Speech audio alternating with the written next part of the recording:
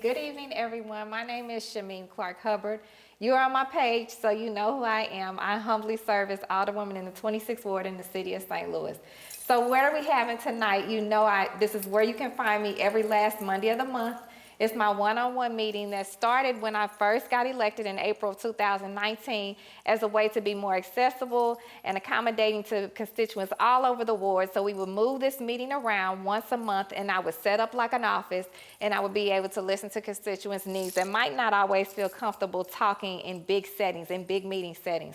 Well, then the pandemic hit, and we had to go to a virtual setting, and we went on Zoom, and then we had a couple of meetings here and there and a couple of offices. Of course, we had meetings. Shout out to Jamie Ballantyne Dobie at Kazi Society, where we would go down there, the only Black female-owned podcasting studio in the city of St. Louis. We had some amazing times there, but tonight is special.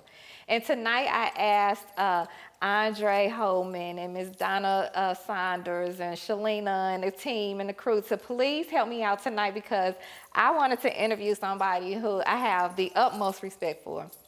And this kind of meeting was special to me also because last year during Black History Month, we interviewed the Honorable Legendary Terry Kennedy. And we had a conversation from a senior Black alderman to a freshman Black alderman. Well, tonight, this conversation is meaningful as well, because for me, these are going to be some questions that I've always wanted to ask Alderman Roddy, but didn't have a chance to pull him aside. Now, I have bugged him before, but I hadn't had a chance to pull him aside to ask him. And you probably wonder why Alderman Roddy. Alderman Roddy is somebody that I watch and I admire, and I think serves at a different level down there at the Board of Aldermen. You all watch the meetings and you see the climate and everything that we have down there. But the reality is somebody can't be down there as long as Alderman Roddy and not have levels of success, not have victories, not have change that has happened. And so when I was thinking about Alderman Roddy, of course, he's a senior white alderman, and I'm a freshman Black alderwoman. You probably would think that we would never kind of cross or think about the same things for our communities. Of course, one south and one north of the Delmar divide, the real Delmar divide. But again, I had to say that I wanted to ask him some questions, talk to him, but more so learn from him.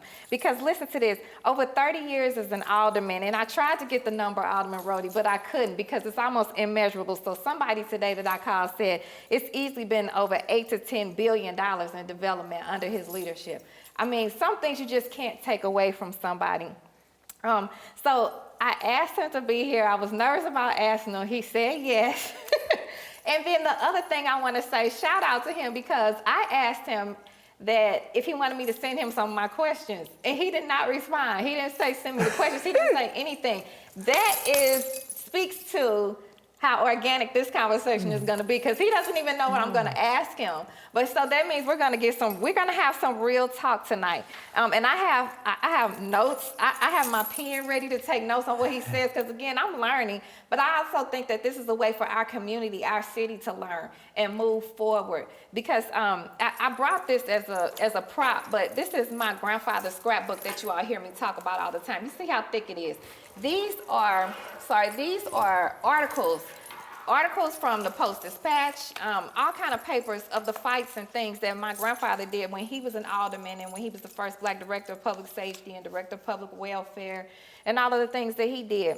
And I tell Alderman Roddy that a lot of the articles in here we still talk about and debate about and try to fix today, some of the same things. And one of the articles that really stood out that made me want to work with Alderman Roddy, which I showed him here today, was an interview between my grandfather and a white leader, a white man in leadership, and how the author of the article was able to bring their the things that they were alike together and make that work and try to see how it worked. Now, the other thing about that is that leader was from the county, right?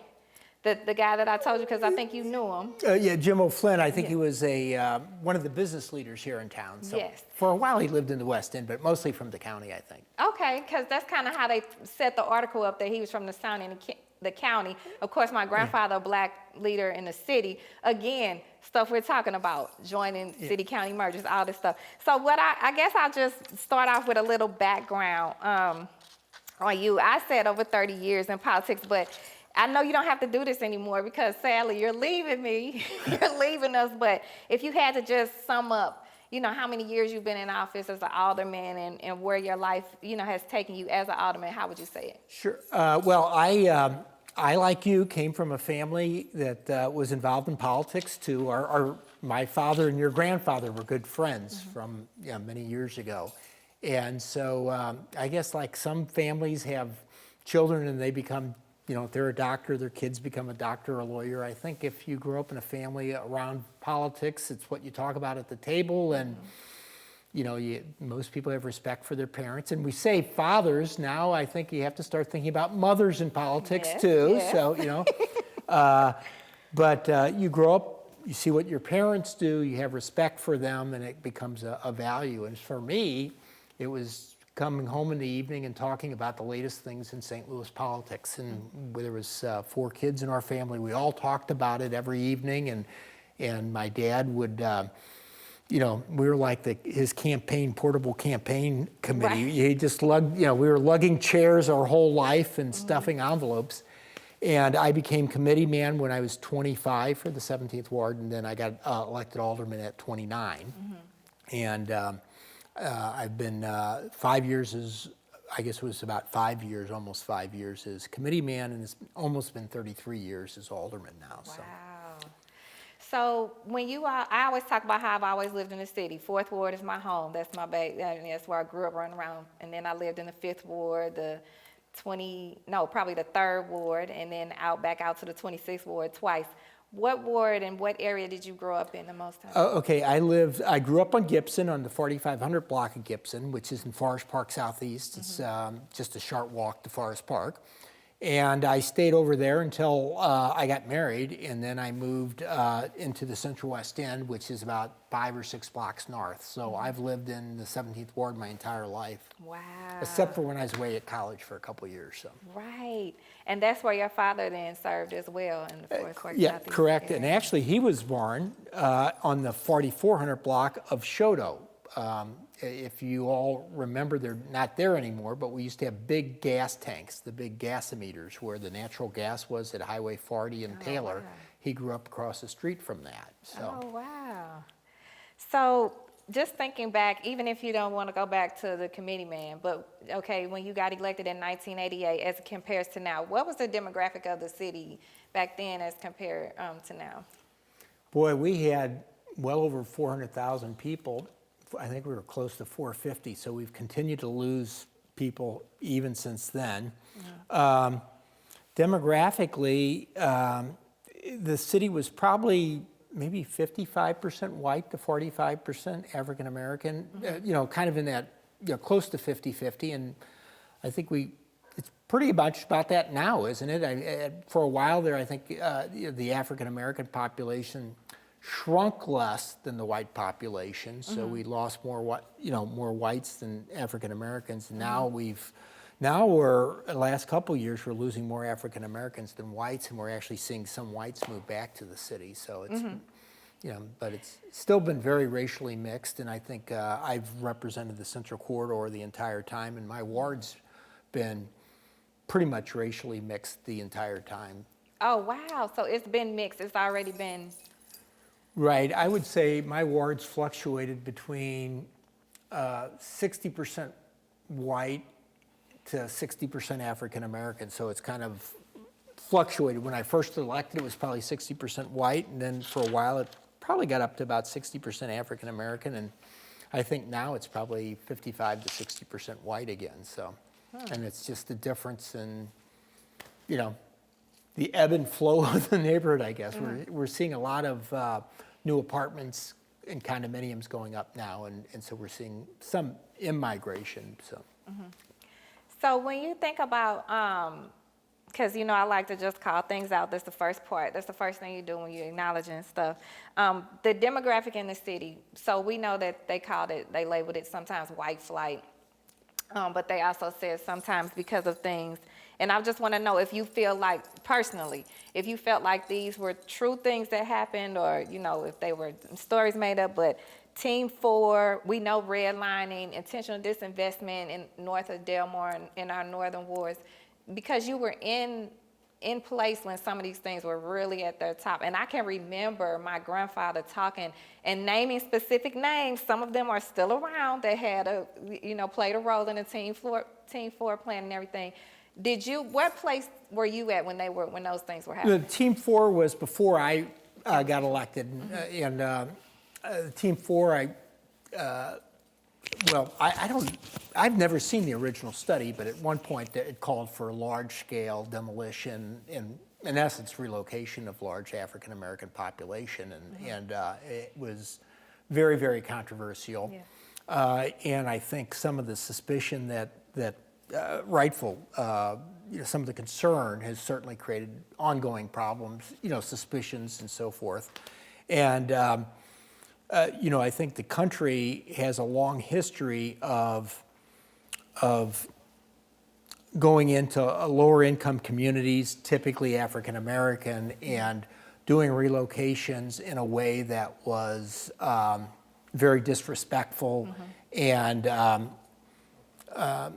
almost punitary, in the sense that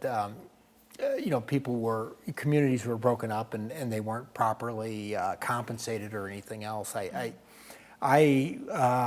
think some of the greater abuses of that have been diminished quite a bit, because finally, there's lawsuits and the court stepped in. And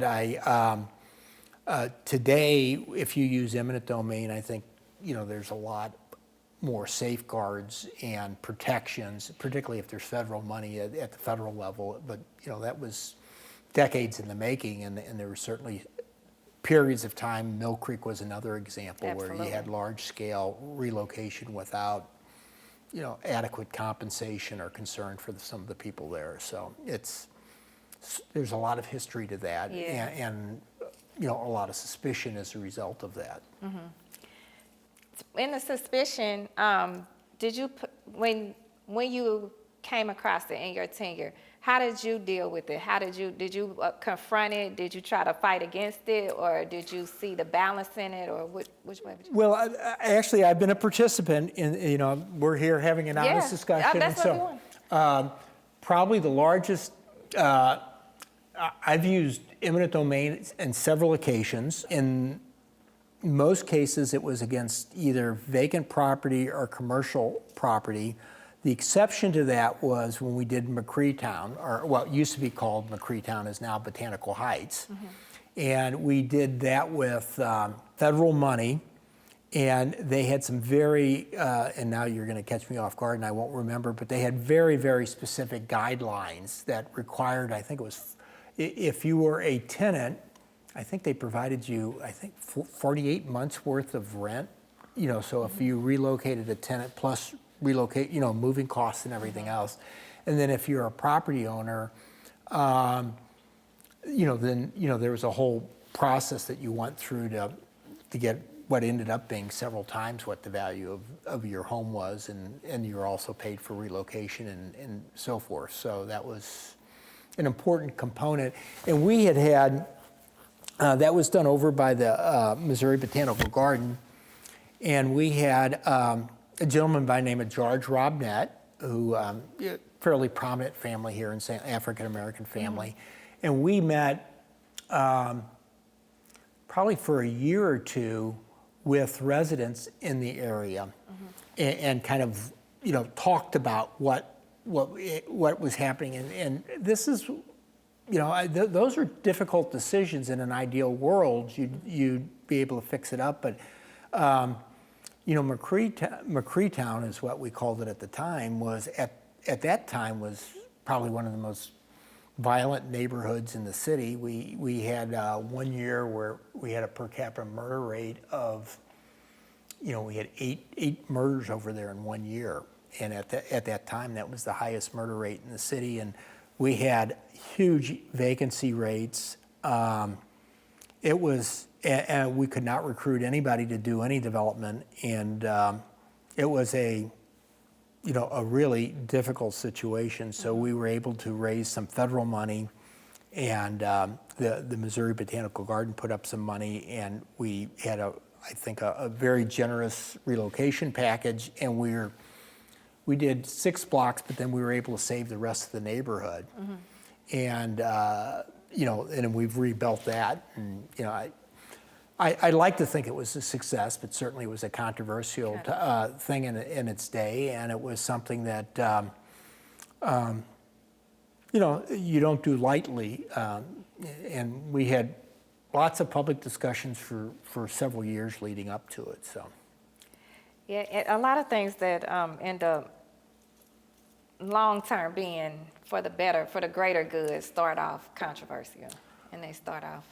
Right, there's the old saying in politics: you can't row a boat without rocking it, and you can't make an egg without cracking. Can't make an omelet without cracking a few eggs. So those are controversial things, and I do think that there are some greater safeguards today. Yeah. Than what there were years ago, but it's still a very, very sensitive issue anytime you use eminent domain. And particularly on homeowners and occupied residential properties if you're going to do that in a community, you need to really think about the history of it and work very, very hard in developing trust. And we were very fortunate that we had George Robnett, who was involved in that, and George spent much of the time leading up to that, building trust, I guess, in the community. Which is key. Which was absolutely, it would not have been possible without George. Yeah, that trust factor is really key. I had a question about just on the surface level, just outside looking in, even if I know you're inside, you have inside information, but just on the outside looking in, why do you think that the South Side neighborhoods, some of the South Side neighborhoods and communities have sustained better than the North Side communities and neighborhoods have? Well, I think it's it's our city and our country's legacy of racism, and whether we were talking earlier, Shameem, I'll compliment you on in front of your audience. Moods are contagious, and they create self-fulfilling prophecies. And for many years, we had a whole series of discrimination and policies and so forth, and it creates a certain mentality, and all those things begin reinforcing each other. So if you say, oh my gosh, an African American moving into our neighborhood, the property values are going to go down, which is what happened, during the 50s and the 60s, with the the block busting and all that stuff. Yeah. It becomes a self-fulfilling prophecy. So, if the banks believe that, and if the real estate agents are out telling people that, and people then begin believing it, then you end up with this kind of self-fulfilling prophecy. And I think that is a big part of what makes combating racism so difficult. It seems like we ought to just be able to wave a wand or pass an ordinance or something like that and make it all go away. But what I, as a white guy who's kind of lived a charmed life, you begin seeing that,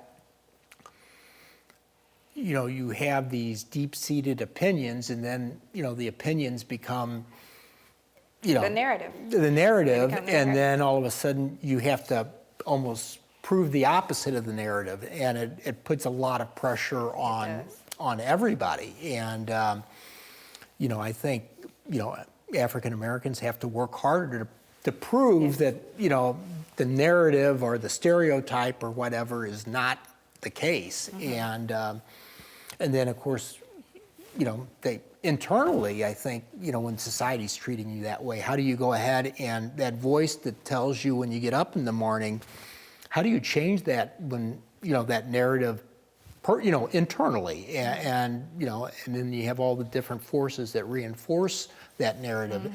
It's just a whole lot more complicated than just passing a law. And what we've done is we've created this self-fulfilling prophecy where this part of town has African Americans in it, and if you're a lender, you're worried about it. If you're a police officer and you're going into that neighborhood, that you have your preconceived notions.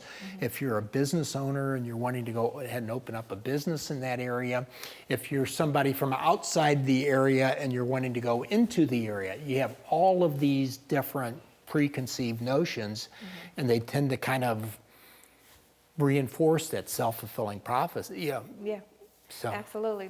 I think that's something that's big, and it's big in St. Louis, I feel like.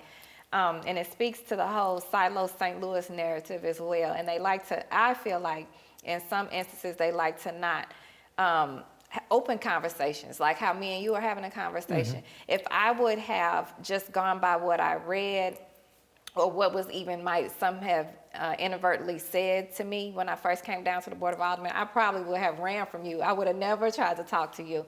But I watch you myself, and I wanted to create my own relationship for myself, and I wanted to learn for myself. And so that is why, I feel like a lot of people use race, and they throw race around, and they blame race, but they don't really want to talk about race. They don't really want to address race, and they want to keep the barriers. They want to keep the conflict going so that you're distracted with some of that conflict and not in position to make change and do things that'll pull your community forward. Because if I say they eating off of it, do you know what that means when I say somebody eating off of it? I have an idea, but I don't want to say it.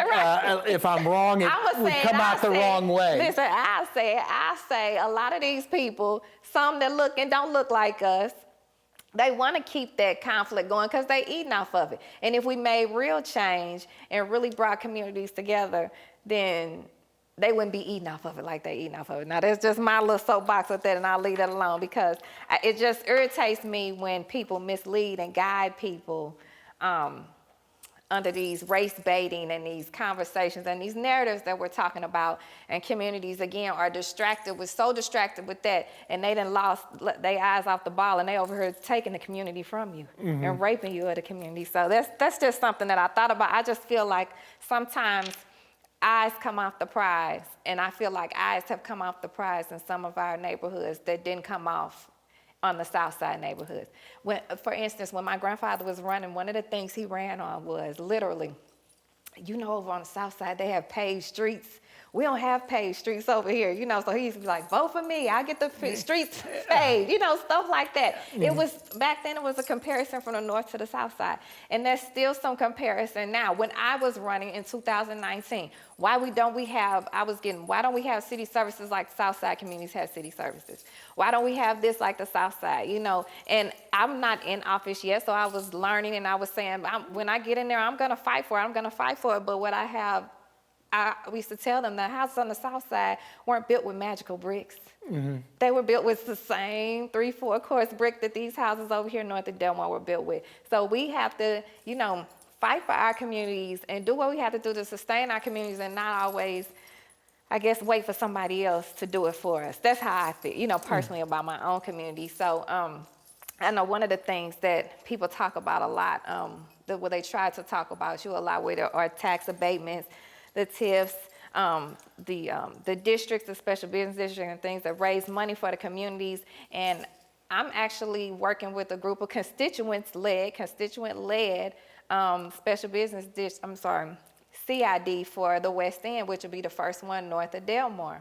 But I tell them all the time, now this is your project, but I support you, but I've seen it work because I've been in the meetings south of Delmar where they have the SBDs, they have the CIDs. I've seen them put their monies to work, and it makes a difference on, they're not waiting for the city to come do this and do that because they have the money that they control, that they raise. So how do you feel that that's been a tool that you've been able to use? Yeah, absolutely. So if you think about what local government is, what we're really doing is we're selling services for tax dollars, right? And when you go ahead and you're making this trade, what we do with tax abatement and what we do with community improvement districts is we're just adjusting that. And so St. Louis has a challenge in that we have, because of a lot of the flight that's happened, we have a disproportionate share of the region's lower income residents in the city.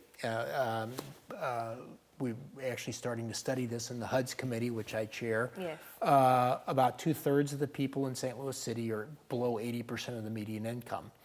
And so we are obligated to provide services to everyone equally, but then, we don't have a whole lot of places to go ahead and charge, to get that money. So St. Louis does a pretty good job.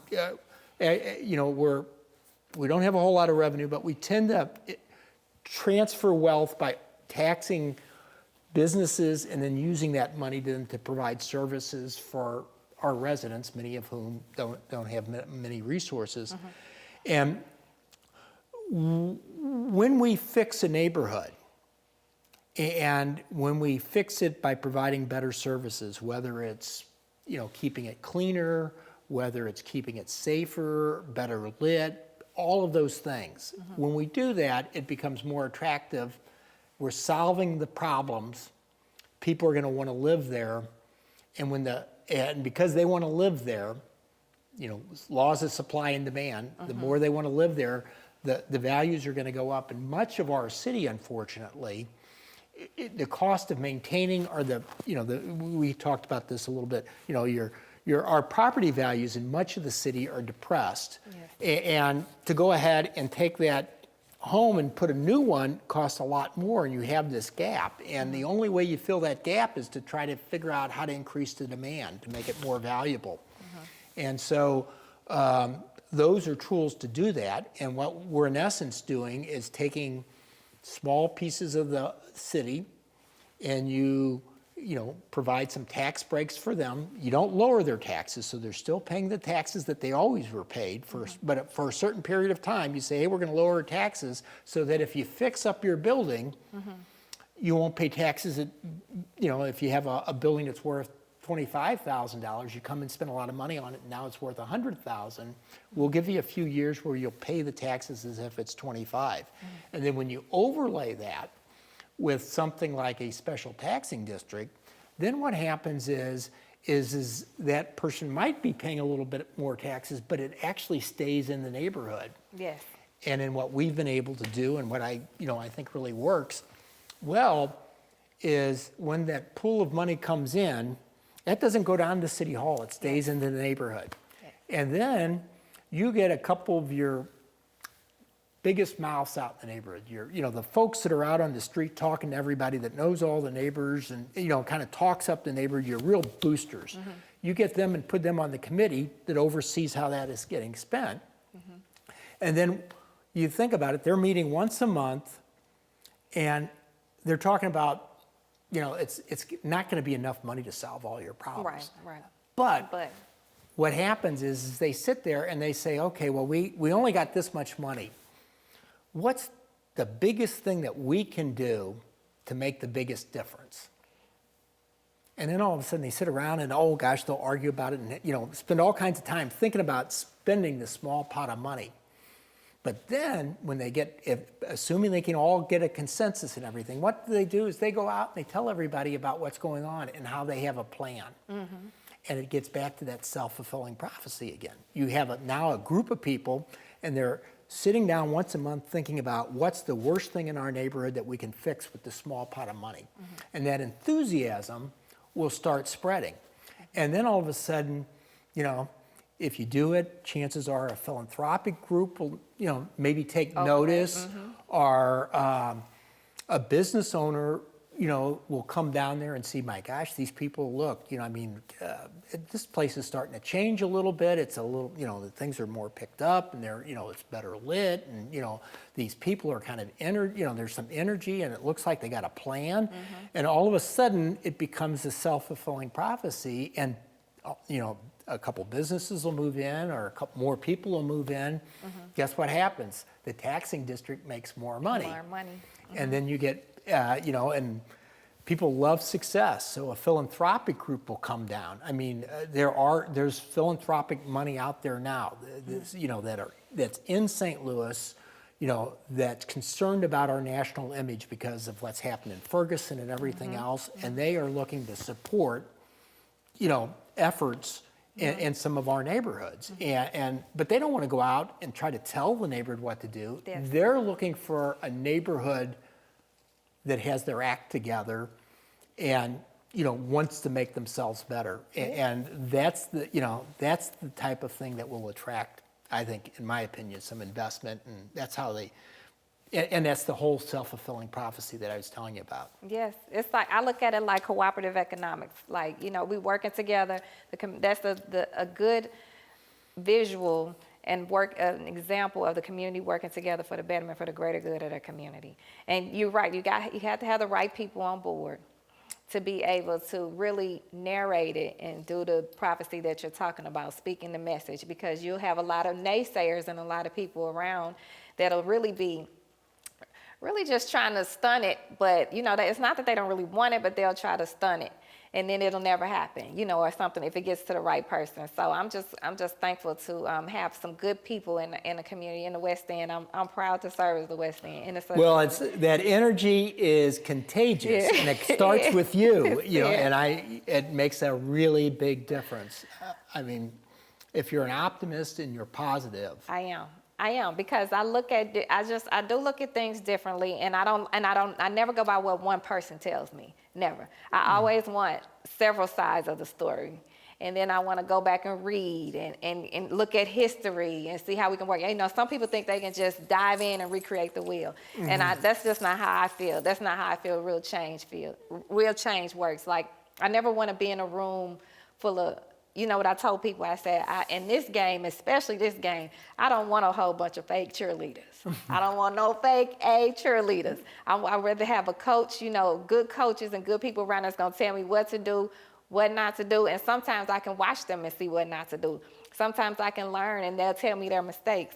So I guess speaking to that, what would you say would be do you have any regrets, any big mistakes during your tenure, anything that you would tell me as a freshman Alderwoman that don't do that? Look, absolutely, don't do that. No, Shameem, there are, without mentioning names, there are a number of younger, older people that go down there and immediately think I think you're doing an excellent job, working with your colleagues and just the level of mutual respect, that you've shown other people down on the board.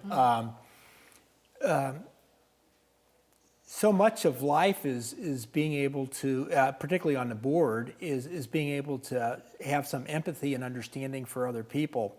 And, I think you've done a very nice job in your time at the board, building relationships, respectful relationships with people, because at some point, the world we all don't see the things exactly the same. Right. So when we disagree, we have to disagree in a way that is respectful to others and at times compromising and, kind of finding the middle ground. And I think you're doing a great job in all those areas. Yeah, I never think change will come from a room full of people that agree with you. I always want to have people around that we don't, respectfully don't see eye to eye, but we can work together to bring our communities forward. The greater good is just one of the terms that my grandfather used all the time. And I can't get it out of my head or my heart. If it's for the greater good, then you just have to push forward, push past those cracked eggs and rock the boat a little bit. But if it's for the greater good, then that's what it is. So on the opposite of that then, what would you say your proudest political moment would be? Like, what were you so proud of? Other than coming on here with me tonight. What's your proudest moment? Well, I have always approached it. We talked about tax abatement and SIDS and things like that, and those things are controversial. But I've always felt that if we could go ahead and rebuild the tax base in the city, that, as we attracted investment, that those investments would create opportunities, both in terms of jobs for residents in the city and then growing the tax base so that we could actually have resources available to pay for some of these long-term standing inequalities that exist. It's been a very, very slow process. I think in the last couple years it's accelerated, but you were very kind and say we've generated literally billions of dollars worth of new investment, and we are now starting to see that revenue grow, and the neighborhoods around it stabilize. Much of it, the Black Caucus. When we started doing construction years ago, there wasn't many safeguards in there where people said, "Hey, what's in this for our community?" And I think one of the things that's been really interesting, and I've learned and grown respect for people like Terry Kennedy and Marlene Davis and other leaders of the Black Caucus, was the role that they negotiated. Yes. And they said, okay, if you guys are going to give tax abatement, how do we make that a win-win situation for the whole community? And so for many, for a long time, the focus was on employment. And initially it was on contracting. And that's where we had MOCAN and a number of, we started taking a look at minority participation and women participation in, the contracting and the architecture and so forth. And then in more recent years, it has been in the whole role of boots on the ground, and the role of apprenticeship programs and trade unions that historically didn't have many African Americans in them. Absolutely. And I got articles about that in here. Yeah, and how many of those jobs are actually, going to residents in the city as opposed to some of the white flight that left the city. And so those negotiations went on some years ago, and we came to that common ground. And guy like me probably would have never thought about that being a big issue, but it was, Terry Kennedy's of the world that said, hey guys, let's make this a win-win type of thing. And they negotiated it, and I think it's been I think that has helped. Yes, it's helped. A It's step ongoing. in the right It's direction. Ongoing. Right, good step. It's a step in the right direction. But I'm sorry, I start getting in a conversation, typical politician. So economic development has always been the thing that's kind of driven me. I'd like to think that we've done it in a way that has grown the tax base and has helped people in the city. And probably the cornerstone of that has been the Cortex development, which is doing a lot of the new technology, and so much of that is jobs. If you have a job, it stabilizes your whole life, and if the jobs are close to your neighborhood, it's going to stabilize your neighborhood. So I think that's probably been the centerpiece. And we had some, obviously, being the politician, I'll take credit for it, but we had lots of institutional partners, and we had some unique opportunities in the 17th Ward. I'll go on for a little bit because I think you'll find this interesting, and I think you'll find it helpful looking forward. When you take a look at cities and how they develop, usually, they start off near the water, someplace. Water's always a big thing. In St. Louis, that was our river. And then they start growing, and if they get a certain size, what do? Well, they want to have a big city hall. And I always compare us to Philadelphia because it's just ironic. Our city hall is on 12th Street, and if you go to Philadelphia, their city hall's on 12th Street. Oh, wow. And then you get so you have a nice big city hall, and we have ours modeled after the Paris City Hall, and Philadelphia's got all the cities, they get a certain size, they have to have a big fancy city hall. They get a little bigger, and what do? They want to have some hospitals, they want to have some universities, and our universities, St. Louis University, is out around Grand Avenue, which would be, mid-30s, about 35 blocks or so from the river. And then Washington University Medical School is about 50 on Kings Highway. Well, if you go up to Philadelphia, they have Drexel University and the University of Pennsylvania, both big schools, prominent schools, and they're about 30 to 40 blocks away from they're down, the river. And so, and then you get a little bigger, and what do you have? Well, you want to go ahead and you want to have your cultural institutions. So you'll start an art museum or a zoo and all that. And all of those things were done when, big cities, particularly St. Louis is a Midwest city, but we're kind of a little bit like the South, a little bit like the Northeast. You know, we're a little bit of everything, but a lot of the older cities, they get to a certain size and those cultural institutions were in the city. So even though you had all this flight, those institutions stayed in the city. And the other thing that happened is that in the cities, you had your manufacturing, and back in those days, you didn't have a lot of highways to move stuff around, and a lot of the manufacturing facilities were multi-story. And what happens with multi-story manufacturing is it's very inefficient by today's standards. So when they built the highways and all the train stations and everything, it became much easier to move freight around, and they ended up moving a lot of manufacturing facilities to one-story facilities like in the greenfields, like out in Earth City. And what did that do is it left these obsolete manufacturing facilities behind. You know, and perhaps one of the biggest cases for the city was the old GM plant on North Union. You know, and you had, you know, you had thousands of jobs up there, many of them owned by African American, you know, or not owned by, but you know, where many African Americans worked there. GM moves that. Where do they move it? They move it out to Wentzville because they had a big, you know, they could go ahead and do a huge facility out there, and that left behind a whole vacant facility, you know, on North Union, and all those jobs left. And the people then would eventually, over time, move closer to the Wentzville facility, and they'd leave the neighborhoods in the city, and with them, not only the income from the, you know, the facility, but all of the, you know, the employed residents, you know, who had choices, and who was left behind was people who didn't have jobs or didn't have as many choices, and there wasn't as much demand for the housing now next to that facility. And you look around, and you know, the carbon carburetor site, you know, the Congressman Clay got so much money to fix up. You go down along the riverfront, and there's just millions and millions of square feet of those places that became obsolete. The manufacturing jobs left, and they left behind a lot of times brownfields. And so you have all of that legacy and all of that tax revenue that left. But one of the things that stayed behind were the legacy institutions like Washington University, St. Louis University, Harris Stowe. You had some of the hospitals left, but some of the ones that were associated with the teaching universities stayed.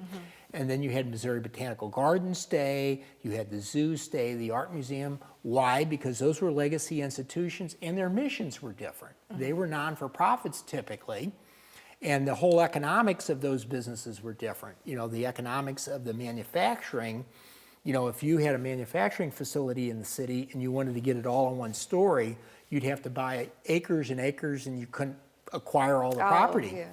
And so all of those left, but these other things stayed behind. And if you look around the country, many instances, you know, whether it's in Hyde Park in Chicago, where University of Chicago is, Columbia University in New York, or NYU in New York, Drexel or University of Pennsylvania up in Philadelphia.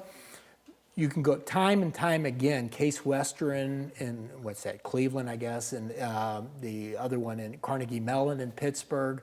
All of those universities, they were legacy institutions that were in the big cities, and in many cases, they were that was the growth occurred around them, and that was one of the advantages, and many of those happened to be in my ward, so I had the benefit of that, and enlightened self-interest. They realized that if they didn't get more involved in their community, there would be continued disinvestment. And I was, you know, fortunate enough to have that geography.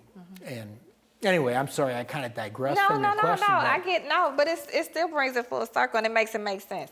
And at the end of the day, you have to have, like you said, it's the economic engines, you have to have the staples and in your community, because the reality is no money, no mission. And we can't build up any of it without, like you said, rebuilding the tax base, having those staples and those places and pieces in place so that we can rebuild the city.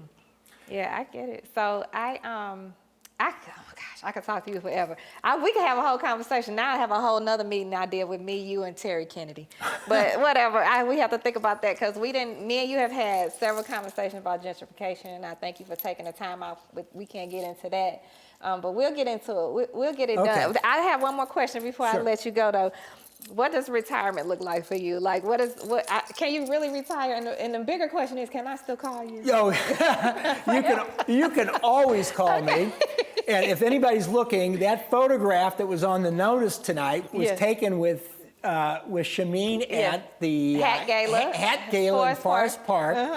And I got more compliments on that. Mostly, how did an old guy like you end up getting your picture taken with Shameem? But they didn't know. What did I do? I walked right up to you. I said, take this picture with me. And then you stood there one way, and I said, turn your head to the back and stand like this. And you did exactly like that. So thank you so much for coming out. Well, thank you, Shameem. I really enjoyed it. Anytime. Thank you. Have a good rest of the evening. You too.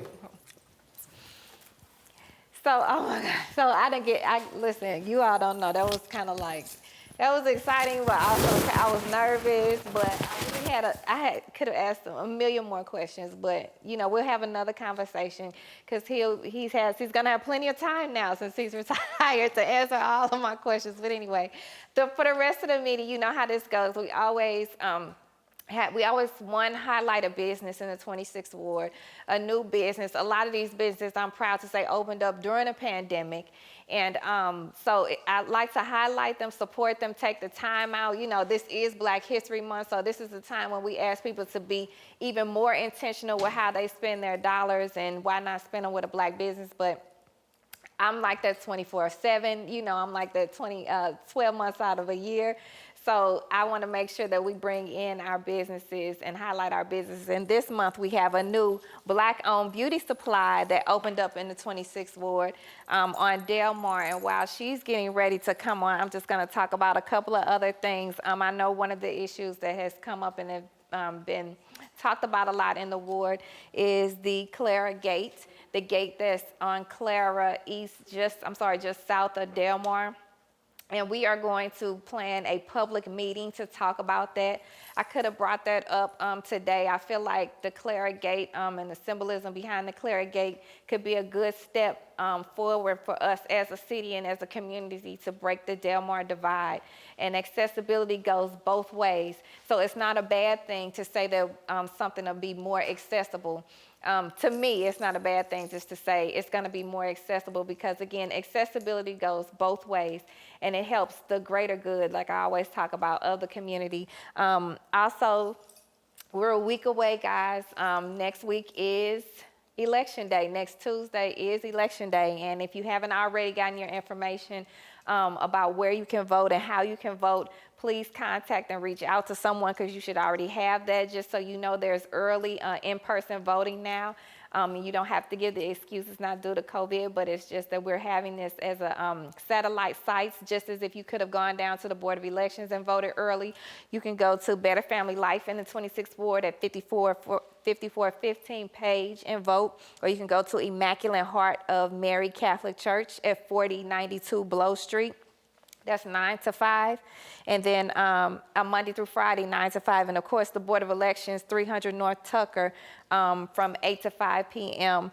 But it's also open during the week, but it's also open this Saturday, the 27th, this Saturday before Election Day from 9 a.m. to 1 p.m. You can go and cast your vote. All elections matter. This is a big election. Everybody knows that we're operating under approval voting now through Proposition D, so you can vote for as many mayoral candidates as you want to, and that's your decision. Please make educated decisions. Watch as many debates and everything as you can. Never listen to a candidate one time. Listen to them several times and listen to them on several sides, and then make your own educated decision. Don't let anybody just tell you how to vote. Don't let anybody steal your vote. Like Frankie Freeman used to say, vote and vote right. And so those are your options for that. And you guys, I don't want to leave out curbside. Curbside voting is important too, because some people just do not want to go into facilities and vote. Again, due to COVID, they just don't want to be inside of anything. You can do curbside voting at the satellite places or at the Board of Elections. So now we're going to bring in Mrs. Danielle Sampson to talk about this amazing new business who I'm proud to say I am Black Beauty Supplies, all the ladies who, you know how I like to brag.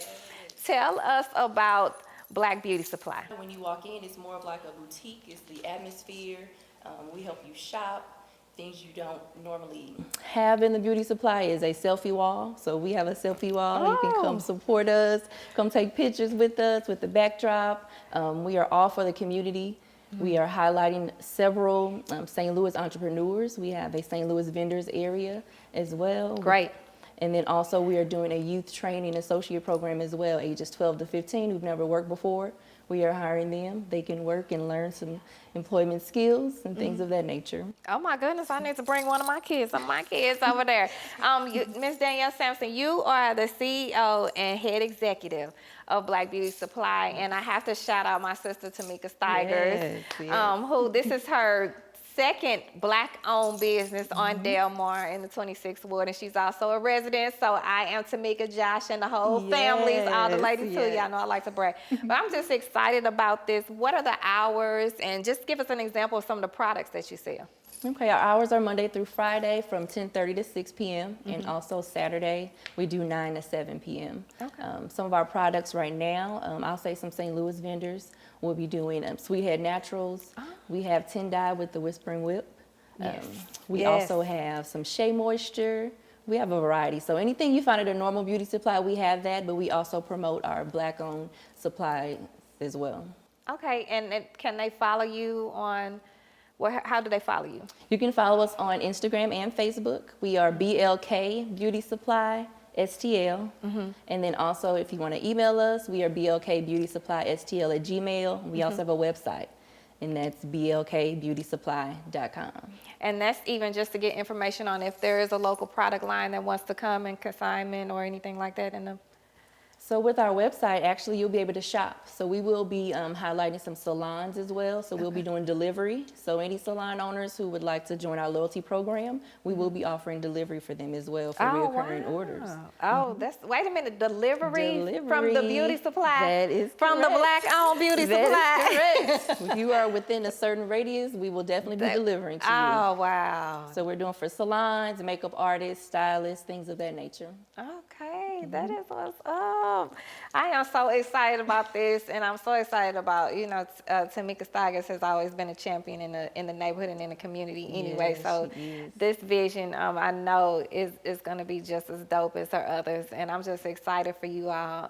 And you know, it goes without saying, if there's anything I can do to support Black Beauty Supply, to please let me know, other than running my mouth about it, because you know I like to brag. And I'll be in there to go live soon. You know, they always talk about me for going live, but is there anything else you wanted to talk about or tell us about the business? Well, we do have our grand opening this Sunday, February 28th, and that is from 2 to 6. So come support us, come party with us. We're celebrating, ribbon cutting. We'll do some giveaways, things of that nature. We'll have some of our vendors there, so you can definitely shop till you drop. But thank you again for having us on. Oh, yeah. Thanks for taking the time out. Yeah. All right, well, I will talk to you all soon. Have a good rest of the evening. Thank you. You do the same. So that, with that being said, you all, it's usually, this is how we do. We just talk about what we're going to talk about, have us to highlight something that's going great in our community. We have a lot of things that are going great in our community. Shout out to Justin. I'm going to make sure that we share. He has a scholarship fund, a Black History Month scholarship contest, Justin Eidelberg.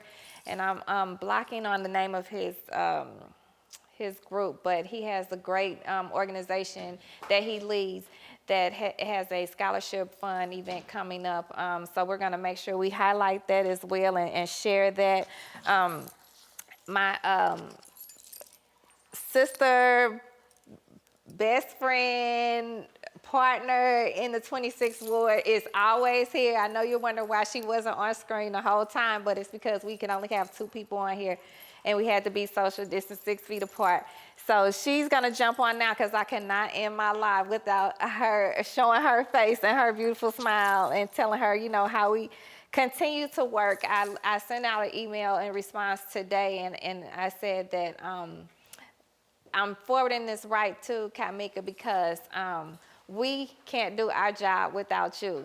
And that is exactly and absolutely how we both feel and how we both serve here in our positions for the 26th Ward as the Alderwoman and as the Neighborhood Improvement Specialist, is that we can't do our job without them. As much as we ride around and take pictures and complain and call and get on people's nerves, it helps us even more when we hear from constituents and when we hear from their needs. You know, like I always say, on my best day, I'm a real good secretary for the constituents of the 26th Ward. And when I can return those calls and those emails and tell them that something is gonna, something's gonna get done, and that's when I feel most good. So, what's up, sis? Hey, sis. Good evening to you. What a day. Yeah. It is a blessing to be here, truly, to be here with you and the fresh new digs. My first time coming here. Is it? Yeah, that's Alderman Roddy said he hadn't been here in a while. This is your first time coming here. I'm always in their ear about doing something, so I'm back and forth here all the time. But and then Shalene Houston. I'm Shalene Houston's Alder lady too in the 26th Ward, so we always shout her out. But I couldn't have done this tonight because I think not just because of nerves, and we have a good time with my sister Jamie Ballantyne down at my Kaiser Society. Yes. But tonight I just was like, I want to just be, more professional. I want to, host Alderman Joe Roddy, whatever.